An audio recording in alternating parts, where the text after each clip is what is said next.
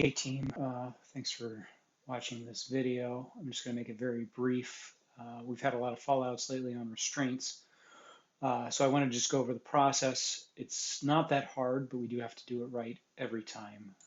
So just kind of go over this real quick and make sure you know what you need to know to get the restraints and the orders right. So things to know, every application of a restraint requires an order. It doesn't matter what type of restraint it is, whether it be violent, non-violent, or chemical. Every application of restraints requires an assessment. And then you have to do a face-to-face note for violent and chemical restraints. You do not have to do a face-to-face note for non-violent restraints. And just as a reminder, nonviolent restraints would be something like soft restraints for an intubated patient to keep them from removing medically necessary devices. But for most of the patients we're restraining, it's going to be violent and or chemical restraints, which do require a face-to-face note for every application of restraint. And when I say every application, what I mean by it is, if you give someone ketamine and 5 minutes later you put them in locking restraints, that's 2 orders and 2 face-to-face notes, 5 minutes apart. If you give them ketamine and 5 minutes later you decide you need some Zyprexa and Ativan too, that's also 2 orders, 2 face-to-face notes. Every time you do a new chemical or a new restraint, you need to do an order and a face-to-face note. So this can get quite onerous, of course. But it is necessary for our rules. Nonviolent restraints, again, those for protecting medically necessary devices, renewed and reordered every 24 hours. No face-to-face is necessary for those.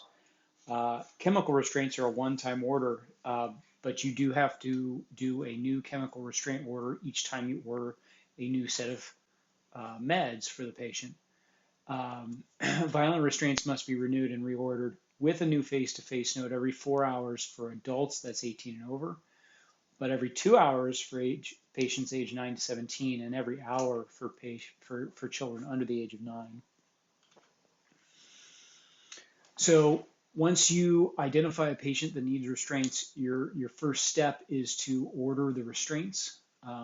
So as in the screen here, just search on restraint. Do not go straight to ordering whatever meds you want. I'll go into the process here, but the process doesn't work right if you order the meds.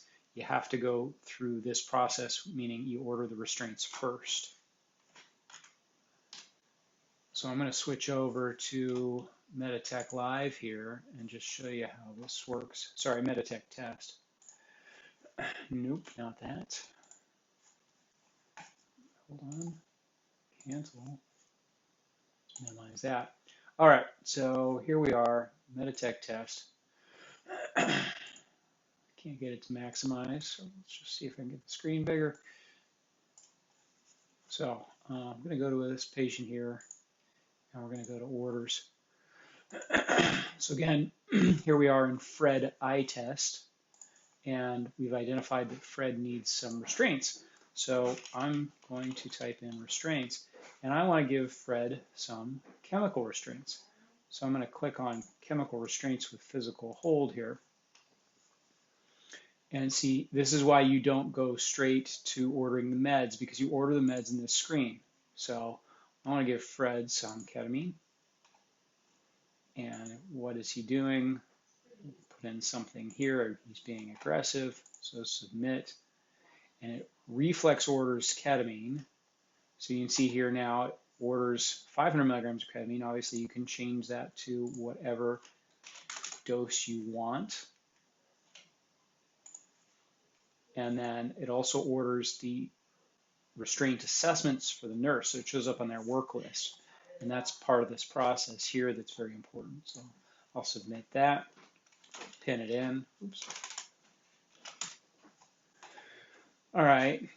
So now, since I've ordered chemical restraints, I need to go in and do a face-to-face note. So I'm going to go to Document, I hit new. Standard here. Now we'll do this face-to-face. So the face-to-face has to be done after the time of the chemical restraint order, but no more than 60 minutes after that. So as a little trick now, since I've already ordered the chemical restraint, I can just put in T for today and N for now. And what did I do? I did chemical restraints here. Now he's fighting, he's swearing, he's a jerk, whatever. You can do whatever you want here. Be accurate, but at the same time, it's mostly going through the process that's important, and making sure that you do it correctly. Review of systems, almost always not obtainable because the patient's not cooperating. Cooperation. Oops. Cooperation. Got to spell it right. High on meth. Again, whatever you want to put here. And need to continue the restraints. Will discontinue when safe. Okay. Oops. No, I don't want to cancel that. So that's okay. Then I submit that. And now you're done. You got your face-to-face within 60 minutes. You've got your order for chemical restraints. Now let's say we're going to put them straight into violent restraints because the ketamine didn't work. So again, go to orders and search on restraint. Violent restraints with one-to-one observation. So you notice this orders the one-to-one observation as well. And Fred is a 56-year-old, so he'd be the Q4. But again, just as a reminder, if he were between the ages of 9 and 17, he'd be Q2 hours. And if he were under the age of 9, he'd be every hour. Okay?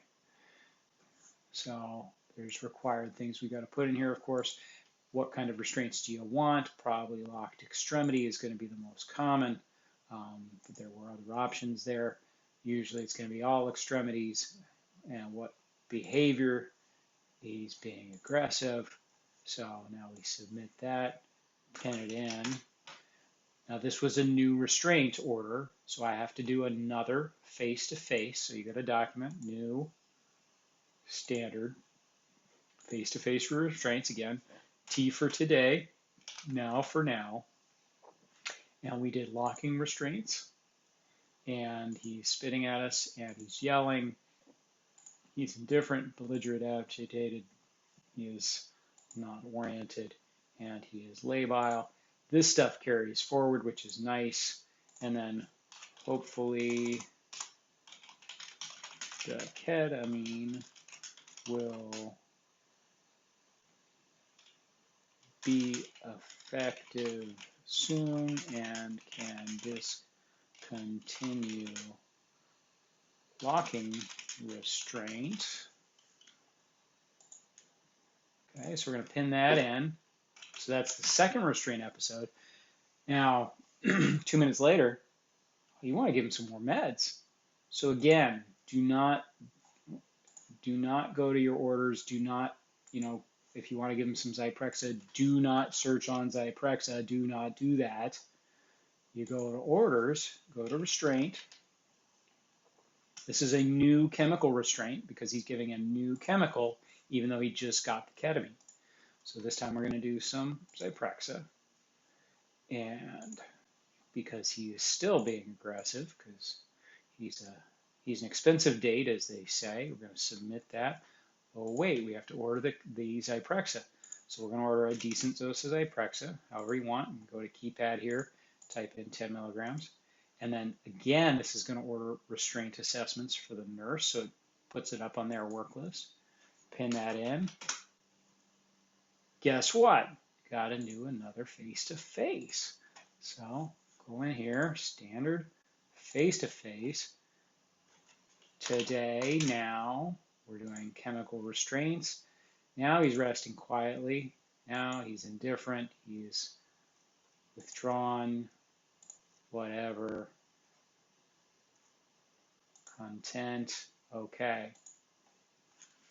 Chemical restraint starting to work. We'll monitor and discontinue ASAP. Again, the goal of all of this is to minimize restraints because restraints are dangerous in all types, and so it's onerous for a reason because that's the way CMS wants it, but it is necessary. So you pin that in. Again, now we've done 3 episodes of restraints, just a few minutes, and that takes care of your requirements. Now, what will happen is in 4 hours, a check mark should come up right here in the F2F column if a new order is necessary. But again, the nurses should be notifying you of that as well. If the nurses are notifying you that a reorder of restraints is necessary, please do that as soon as possible because those are timed orders. And if you're ignoring the nurse when they say a restraint is a renewal is necessary, that's going to create a fallout too. So let me know if you have any questions about this. That's the brief overview. Thanks for watching.